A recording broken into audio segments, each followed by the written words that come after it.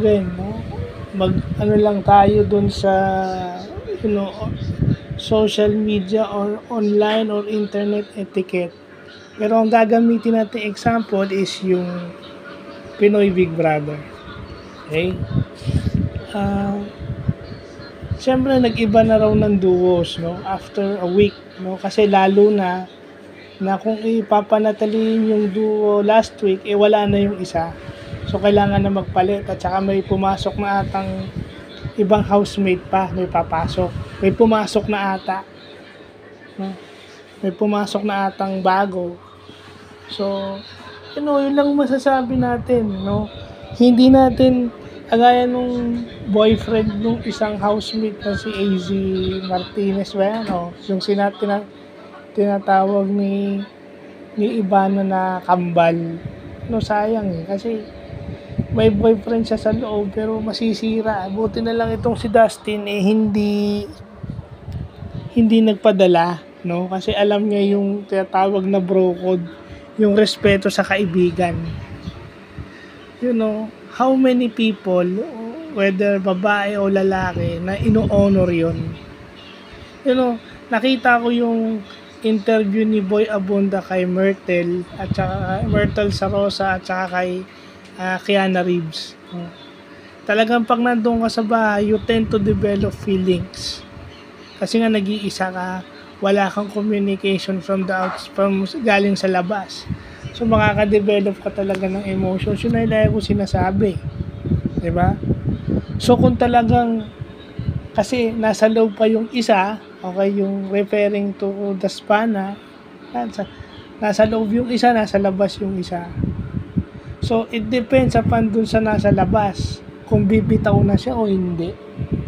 Dun sa nasa loob, based dun sa nakikita niya.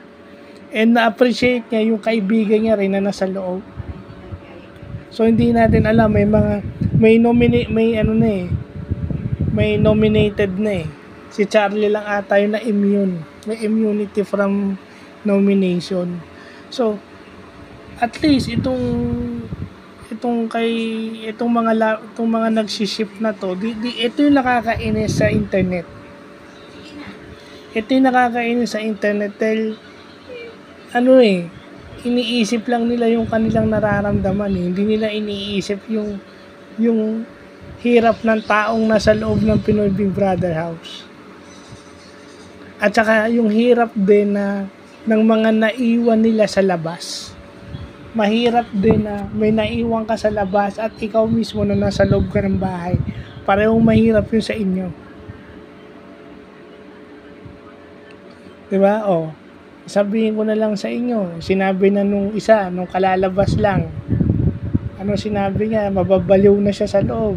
Pero ang iniisip niya, pamilya niya. Sa labas. Hindi niya iniisip na magjowa. Talking about Ivana. Hindi niya iniisip ang magjowa. Kasi kung iniisip niya magjowa, hanggang sa paglabas niya, iisipin pa rin niya yung si Dustin. Hindi. Yung video niya na, yung FB live niya, kaya nga sinave ko yung FB live niya eh. Sinave ko yung FB live niya dun sa wall ko eh. Nung sinabi niya na mismo raw si yung sinabi niyang, hindi niya sinabi, ang nabanggit niya specifically, yung na-single out niya si Esnir, hindi si Dustin. At ang sinabi nung namimiss mo na ba si Dustin, dinagdagan niya yung sagot niya, yes, namiss niya si Dustin, hindi lang si Dustin, lahat sila. Never niyang single out si Dustin, sinama niya yung iba. So ano ibig sabihin nun? Di ba? Kaya nga sinabi ko depende dun sa nasa labas. Nasa labas na yung isa. At saka makikita natin, iba na yung tinitignan nito ni di ba? Iba na yung tinitignan nito ni, eto na, nahalata na ni Brent, no? Na si Kira na ang tinitignan nito.